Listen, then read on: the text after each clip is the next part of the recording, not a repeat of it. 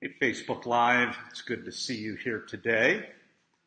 I am hanging out at the co-working space this morning, and I figured since we had a little bit of time available that I would start masterminding you because there is a fun meeting happening, mastermind meeting. I always rent out a boardroom here at the Mill in Wilmington. You can see a little bit of cool, trendy ambiance behind me, and it's great.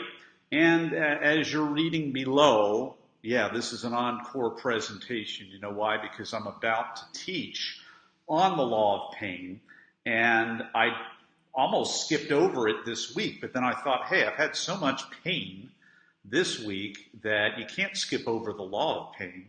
You're going to go even deeper. You're going to learn this law, Nathan. We're going to do this. So like it says right here, we're going to harvest the pain to harvest the gain. That's what we're going to do. And as a quick review here, there are just things that are constant about pain. I mean, there are three things that we know as an absolute fact about pain. One thing that we know about pain is that nobody likes pain. Nobody likes pain at all. We know nobody likes, unless you're like I keep forgetting the word, but the name of the person that likes pain, not a masochist. A masochist. Unless you're a masochist, you don't like pain. Or sometimes you try to psych yourself out and say, oh, this is great, this is really great, but it's really just painful. So nobody likes pain. Everybody has pain. And very few of us, because we're all trying to avoid pain, very few of us become intentional to lean into the pain without becoming a masochist, without like warping our minds. But there's a way in which we can actually lean into that pain. We can lean into it not because of the pain's sake, but because of the learning and the growth's sake. And we can come through it as better people. So that's what we're really doing here today. Now, in 1 week, in the Wilmington Public Library, let's go on a little tour. And those of you that aren't local, I'm going to point out where I'm going to be speaking next week. It's in the Wilmington Public Library. It is free. If you are local, what are you waiting for? Why don't you sign up? But here is Wilmington, Delaware. It's pretty much, if you could go diagonal that way, about 2 or 3 blocks. That's where I'm going to be giving a free workshop in conjunction with the library. And I'm going to be talking about something that I feel less qualified to talk about because of the pain that I had this week, my friends. Because I'm going to be attempting to talk about next week based out of the best-selling book called Everyone Communicates, Few Connect. Everyone communicates, but few connect, okay? And this week was a painful week for me because I tried to communicate this week. And masochist, there you go. I'm seeing the comments, and I appreciate you, Joyce. I think you may have written these comments like 2 or 3 minutes ago. There's a big delay. And so one pain that I have this week is the pain of disconnecting, because I thought that I had been in the loop. I thought I was on top of some projects and some things, and turns out I wasn't. Turns out I missed some things, and man, I just absolutely hate, for me, the pain of being wrong. I hate the pain of dropping the ball. I hate the pain of going through an email trail and then finding somewhere where I missed something, and then it comes back on me, and the pain of possibly ramifications of that hitting other people. Now, I don't know, hopefully you can't relate to any of those things, but I can, and it's just not very cool. So that's painful. And really, one of my mentors, I got so painful this week that actually the last 10 days or so, that I actually called up a mentor and talked to one of my mentors on the phone. Yeah, the pain of being a perfectionist. Yeah, Joyce. Yeah, you got it. And the pain of being a perfectionist in recovery, and I'm still in recovery, and it just sucks. I mean, leadership sucks, and also just not being perfect, that sucks too. So I was on the phone with one of my mentors this week, and I knew I was really in a tough spot when he said, Nathan, the first thing that you need to do is give yourself permission to have grace and have a do-over. And basically I'm like, what? I deserve a do-over? I didn't think that I deserved a do-over. I didn't know that I got to, and you don't always get, depending on who you're working with and depending on what ball you dropped and the size of the ball and the price tag of the ball that you dropped, you may or may not get a do-over. But that was just so, I was just about crying on the line because it was just so helpful to me to hear someone who I respect so much, who's the CEO of several of another mentor of mine's enterprises, tell me, Nathan, you deserve grace, and the first person that you have to give grace to is you. So, I guess that kind of goes with being a recovering perfectionist, So that was really great to hear. I had to kind of blink extra fast to kind of keep my man card alive and not shed any tears. But that was really, really cool. So here is another pain, if you want to know if we're talking pain here today. It's the pain of having a really short haircut that if you don't remember to put product in your hair, you got this cool little millennial thing going on. And that's the kind of pain. Fortunately, at Rotary today, I'm swiveling around to get my phone. I didn't abandon you. But fortunately, today at the Rotary, people thought I was trying to be trendy and cool. And I basically had this big little spike in the middle, and they chalked that up to my cool millennial savviness, which I am the 42-year-old millennial, which means I have characteristics that I believe are more millennial even 20 years ago before we had millennials. I was kind of living my life like a millennial, in my writing and in my, we didn't have a blog 20 years ago, but I used to print out journal entries and stick them on my dorm room outside wall, and then people would rip it down, and then I would accuse them of various types of insensitivities, and then, never really would land because I'm too privileged, I think, to be able to play that card very well. But it's like I like to skateboard, and I like to wear 3 shades of the same color that doesn't match. Now that's okay to do, but 20 years ago they would yell at you. The millennial horn of honor. Yeah, that's Joyce. There you go. Now, I also had pain this week because if you didn't notice, you had a silent week on social media. Maybe not because of all the other crazy stuff that's going out there, but maybe because you didn't hear much from me. You know why you didn't hear much from me, my friends? You know why? You know why? You want to know why? Yeah, it's because of this. So this happened, and that was my front yard. That was my front yard, and now there's a 6-foot hole that has been packed in and caved in. Electric company came. I'm a first-time home buyer, so they just kind of.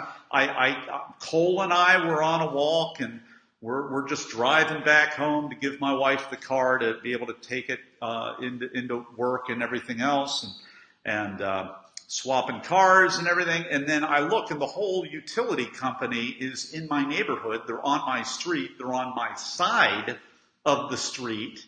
And then they are in front of my home. And I had to use some of my upcoming talk that I'm doing next weekend about empathy. That is a very famous branded type of talk, which I'm not going to talk about that right now, but it actually was a blessing in disguise because I'm talking about empathy, and I had to use empathy to not completely freak out. But it was painful. It was painful because not only is there just big ugly spot on the lawn now, because they need to come back next week, but cables were cut, and they were the cables of first world communication, if you know what I mean, and they're underground in my neighborhood because I live in an advantaged blessed neighborhood. I'm really, really blessed to be able to live where I live, and it's awesome, and I'm really, really grateful. And yet, the Wi-Fi cable connection is underground, and it went snip, snip, snip. Yeah, snip, snip, snip. So basically, I had a gag order, really, from the universe the last few days, because my internet was cut, and it's really rough. It's really rough when you don't have internet and you've got a $150 a ticket event that you're promoting later this month, that you have a free event that you're promoting in a week, and that you have another event that you're prepping for that is going to be a really helpful piece to your career that you're trying to communicate, and that you have deadlines that you're dropping the ball on in other areas of your life, and it's rough. So anyway, I came up with a little meme generator. Isn't that great? Our Wi-Fi, thank you Verizon, is finally back. Yeah, so it took 2 whole days. And I don't know about you, but I have a really hard time focusing even when I have full internet and full use of an automobile and full everything that I need. I have a hard time focusing. And then when you yank any of those things from me, or all of them, it's like really, really hard to focus. So that's pain.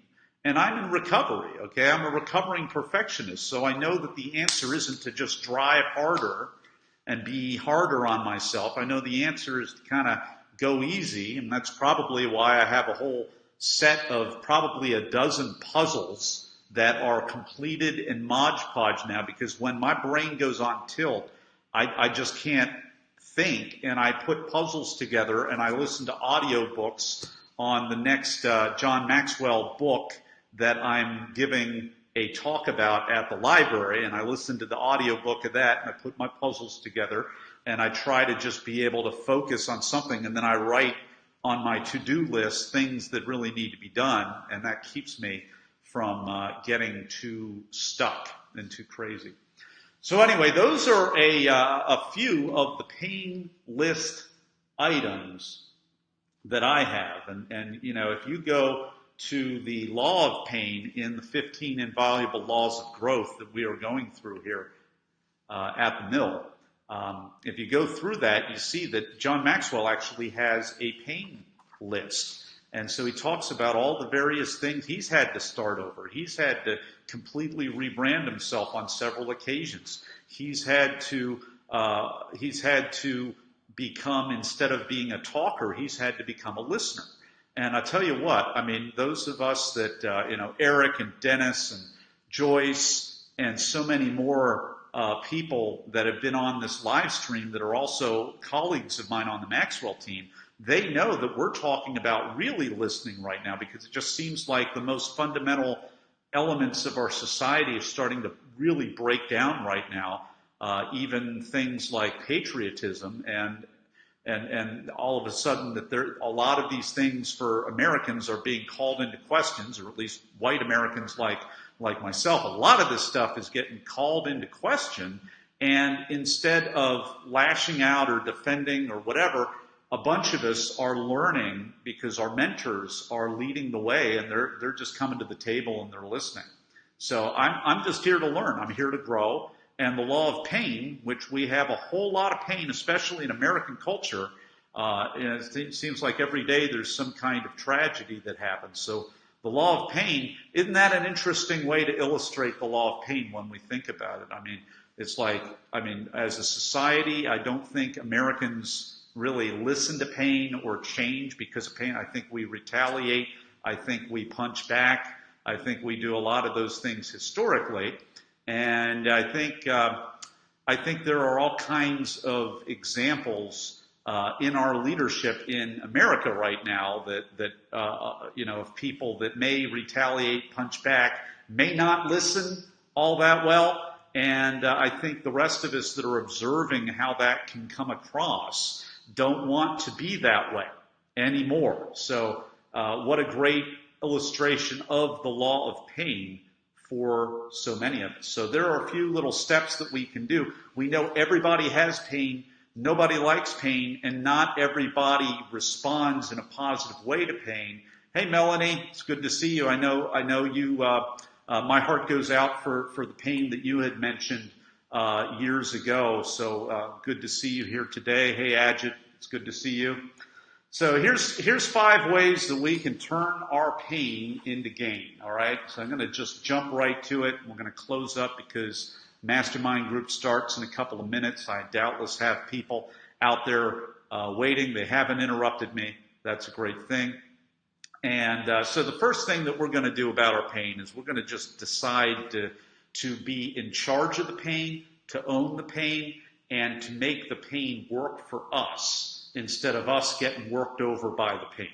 Okay? That's not even in the book. That was pretty good. We're going to choose to make the pain work for us instead of us being worked over by the pain. Okay? What does that mean? That means that I'm going to lean into the pain, and the pain is going to serve me. The pain is going to serve my destiny. The pain is going to serve my purposes and the goals of what my values are, and I'm not going to waste a perfectly good, painful moment to be able to grow and become a better person and just to learn. And in my case this week, the biggest pain was learning to forgive myself yet again for dropping the ball in various ways, which is just painful. Those of you that are recovering perfectionists like me, you don't like that. You really don't. So what's another thing we can do? We can embrace and develop creativity. Okay, we can embrace and develop our creativity. Now, I don't know if you feel like this, but for me, I'm a naturally creative person, but when the pain comes, and especially if the pain is the pain of letting others down, or dropping the ball, I don't feel very creative. I just want to be kind of an order taker. I don't want to have any creativity. I don't want to do any strategic thinking. I don't want to try to manage or lead anyone else. I just want to just be told what to do and just be a little cog in the wheel and keep my head down. Yet what my mentor says is that a key thing to do to be able to hijack the pain and do a little ninja move and make the pain cry uncle is to embrace and develop your creativity. And it's really hard because I think this is not just about pain, but it's about shame. Okay, and it's like they're twin brothers or something. You got pain over here and shame over here. And when you're under like shame and you feel like something is flawed and broken and just fundamentally wrong with you, you're not going to be able to be very creative. When you feel like something's wrong with you that you can't fix, that you can't get out of, that you can't ask for, forgiveness or a redo or something like that, you just feel like it's permanently busted, you're not going to be very creative. So I think we have to deal with the shame to be able to deal with the pain and then be able to get back to a creative, proactive sphere where we're really adding and multiplying value to other people. Here's the third thing we can do. We can embrace the value of the bad experience, okay? How can we do that? How can we embrace the value of the bad experience? The example from the book is JFK was asked, hey, how did you become a war hero? Well, it was easy. Somebody sunk my boat. I guess when you go out and two is, this is something that I really admire about JFK because he was way more privileged than I ever dreamed of being.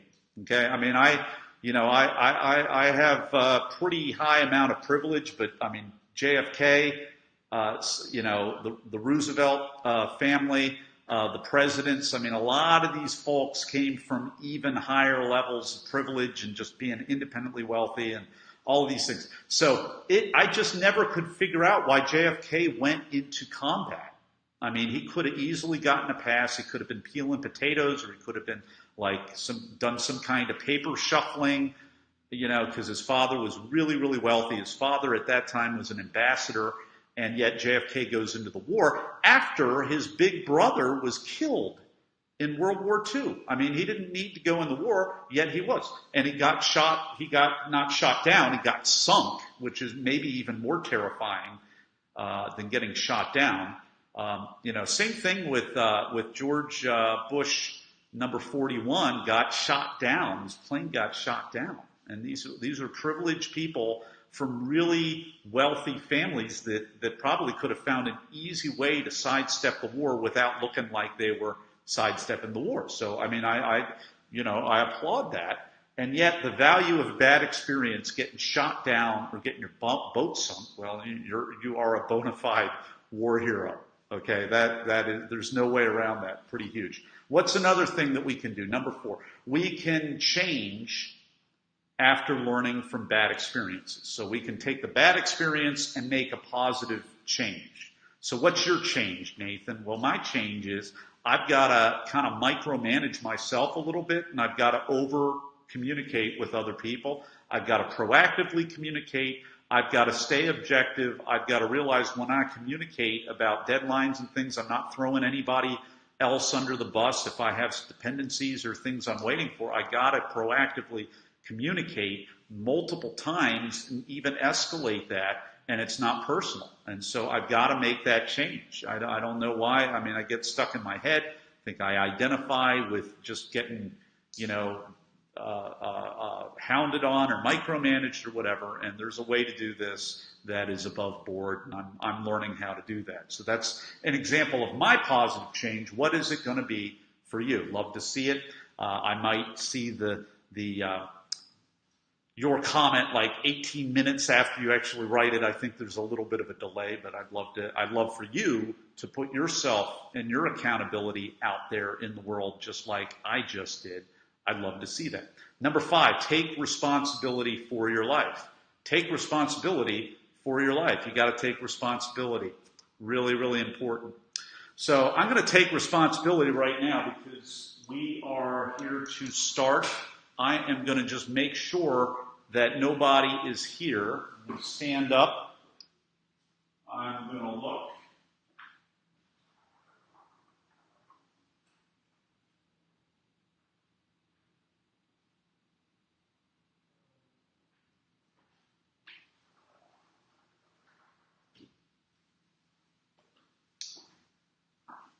And I am going to have to shut things down to prepare and get everybody in here. So thanks everybody for taking some time to join me here today.